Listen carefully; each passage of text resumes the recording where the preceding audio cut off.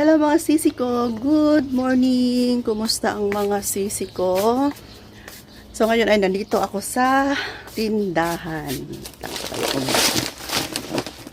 Ayan, yung store natin ngayon ay open, pero ayan, hindi siya full na naka-up talaga. Kasi maya-maya ay mag-close ulit ako ng tindahan. Okay, so good morning sa inyo mga sisi ko. Matigas kasi siya pag full siya na i-up talaga. So, mahirapan akong yun na nga, magsara mamaya. Kanina, may suki ako dito na bumibili ng UC. Inutusan ko na lang siya. Nag-please na lang ako doon sa pinakadulo na tulungan akong i-up kasi hindi ko kaya. Matigas na kasi siya mga sisi. Kailangan na siyang lagyan ng oil. Okay, so ngayon ay nandito ako muna sa tindahan. Haggard ako at inaantok masyado. Kasi kagabi kung nakita niyo yung last vlog ko, kasama ko yung aking mga pinsan, si Kring Kring, si JJ, doon kami sa ospital. So, kumain kami doon. After noon, lahat kami ay umuwi na. Tapos ako, umuwi na rin ako. Nag-usap na kami ni Kuya Dave na uuwi ako nung gabi na yon. Kagabi nga, uuwi ako para pagkabukas ay mag-open ako ng tindahan.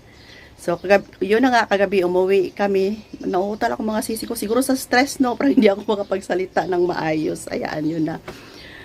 So, yun na nga kanina. Nagising ako mga 5:30. Nag-open ako ng tindahan. Pero grabing antok ko ngayon, mga sisi ko. Grabing antok ko kasi kagabi, nung natulog na ako, naawa ako kay Kuya Dave. Nagiiwan ko na lang siya doon sa hospital na nag-iisa kahit na gabi, kung gabi naman doon mga sisi ko, matulog lang. Syempre ako, hindi din ako makatulog ng maayos kasi yung nurse labas pasok. So sabi ko sa kanya, uwi muna ako sa bahay para makatulog ako ng parang sakto yung tulog ko ba. Pero ang nangyari, hindi ako makatulog kasi naawa ako kay Kuya Dave na iniwan ko na lang siya sa hospital. Naawa ako sa kanya na nag-iisa lang siya doon kahit na gabi.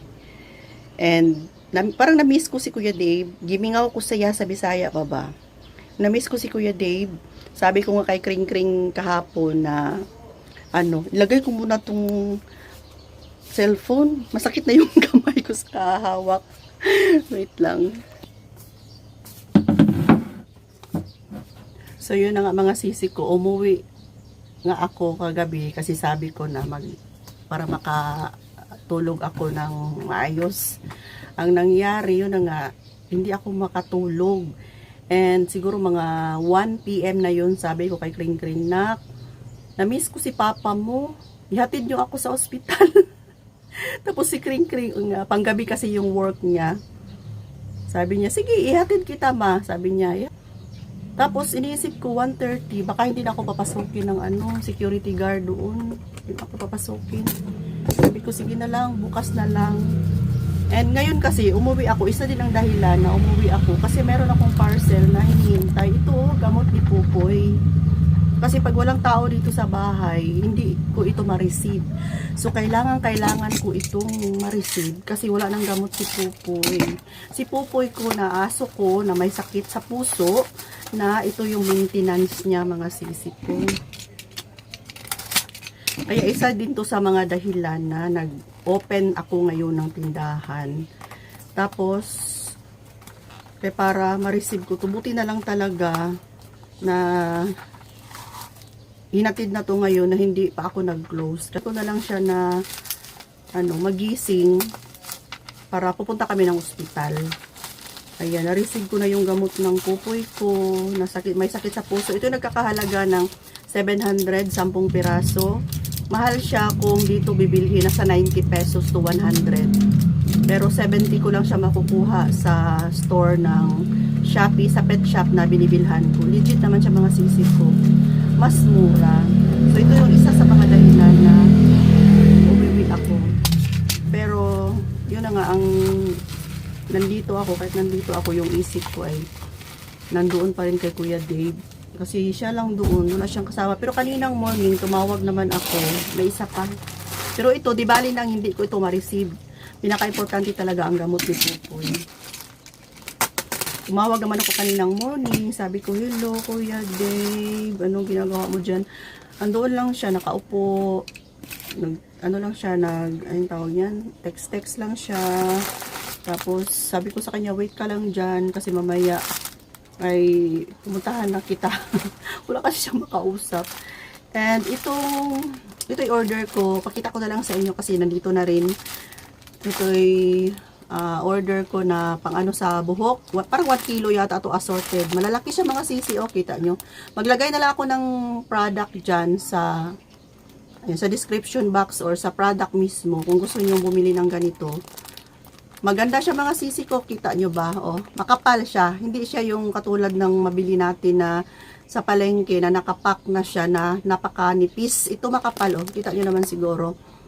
Tapos, i-repack ko siya mga sisi ko pag kami makauwi na rito. Ayan, i-repack ko to siya. May mga plastic naman ako dyan. And ito pa, mabenta kasi itong ganito dito sa tindahan ko. Maraming naghahanap ng mga customer. Mga ganito o pony. Ayan, dalawa yung gi-order ko. Naalala ko na naubusan na pala ako nito nung naghanap si Pring Pring kasi kailangan niya din ito. Mahaba kasi yung book niya. Merong mga maliliit. Ayan o. 10 pesos ang benta ko kapag maripak ko na siya mga sisi ko. Ayan. Tapos meron ding mas malaki. Yun yung maliit masyado. Meron ding mas malaki. Gusto ng mas makapal konti. Ayan o, diba? O, medyo malaki siya. Compare mo dito. Ayan. So, i-repack ko to pag makauwi na kami ni Kuya Dave. Pag hindi na ako busy. Kasi, malaki yung kitain ito mga sisi ko pag i-repack natin. Ayan, ganyan. Kaya, umuwi ako ngayon. And, syempre, para makabenta na rin, pangdagdag sa mga gastusin. Hindi kasi ako sanay na gumigising ng 5 a.m. in the morning kasi si Kuya Dave ang opener at closer ng tindahan. Pero kailangan nating kumilos kasi nga yung aking tindero ay kawawa. Kawawa si Kuya Dave. Napasa hospital. Ay, mga sisi ko ganito talaga ang buhay. Matawa lang kami doon.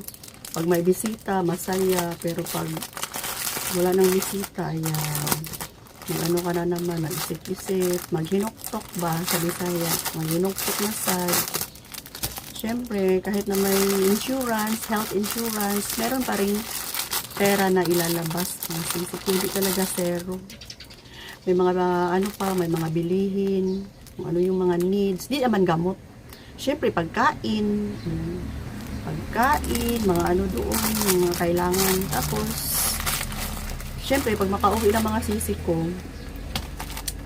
meron talaga yung pabaon na reseta. Kasi ang reseta, hindi naman yan ibigay ng hospital, di ba? Kahit na, hindi naman siya kasama. Kasi, reseta na yan. So, before, nung paglabas namin, almost 4,000 yung gamot ni Kuya Dave na binili ko sa Mercury Drug na katabi lang ng hospital. Almost 4,000 yun. And ngayon, siyempre, expected na same pa rin. Kasi same lang din naman yung sakit ni Kuya Dave nung last February at saka ngayon. So, same gamutan pa rin. So, same yung gagastusin ko na pangbili ng gamot. And aside pa dyan, pag makalabas na siya, sabi ng doktor, monthly ang check-up ni Kuya Dave para ma-monitor talaga yung tiyan niya. So, monthly check-up, another, gastos. Pero, okay lang yan. Kayanin natin. Basta't ang mahalaga, magiging okay si Kuya Dave. Walang ibang Ipag-pray ko na lang talaga na hindi na babalik ulit. Kasi sabi ng doktor, may tendency talaga na pag ganyang sakit ay pabalik-balik mga sisi ko. Tapos, mahirap pag pabalik-balik kasi nga sa hospital, di ba?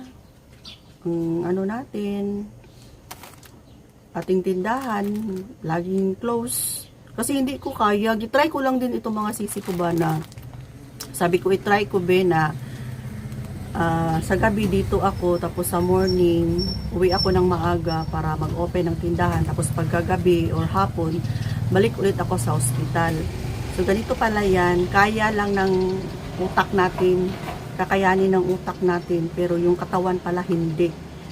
Kasi yung katawan natin, syempre, pag andoon ka, hindi wala kang tulog, tapos dito, hindi ka rin makatulog, nagbantay ka. Parang, ano yung utak mo, yung empty ba, hindi siya active mag-total kung may mga bumibili. Tapos ako nga ngayon, nauutal, ako nagsasalita sa inyo, parang nauutal ako. Parang sa stress siguro.